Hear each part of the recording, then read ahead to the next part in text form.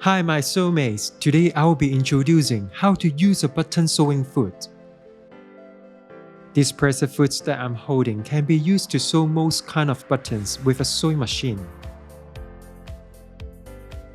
The blue rubber cover on the front of the presser foot can help us grip the button while sewing. When installing the presser foot, the blue rubber cover should be facing forwards.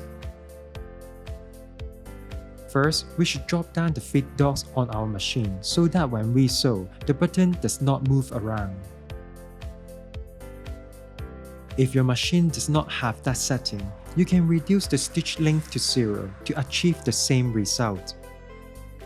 Afterwards, we need to select a zigzag stitch. This stitch will help us to sew between the buttonhole.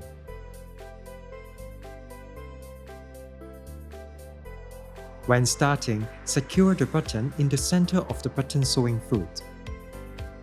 The center of the presser foot should be in line with the center of the button. The next step is extremely important because the space between each button design is different. Therefore, we need to adjust the zigzag stitch width to match the spacing on our button. You can start without threading your needle, from the left side measuring to the right.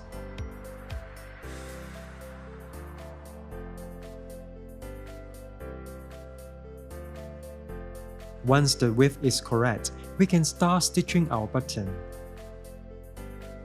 With this step, I suggest using the balance wheel to test the width as it is safer. You should start slowly for the first stitch. If everything is perfect, you can speed things up. Repeat this 5 to 6 times and do a 3-stitch backstitch.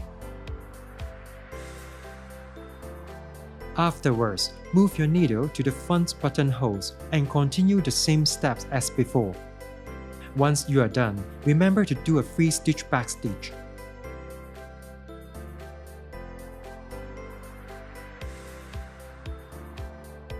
You can also choose to do a different core stitch for your button. After sewing, if you notice some extra hanging thread, you can use your awl to press down and hide the extra thread behind the button.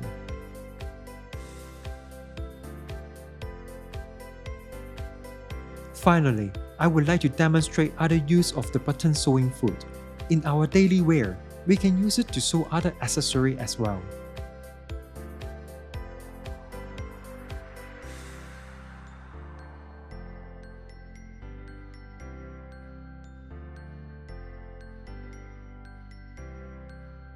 Thank you for watching. I hope you enjoyed my sewmate. Bye bye.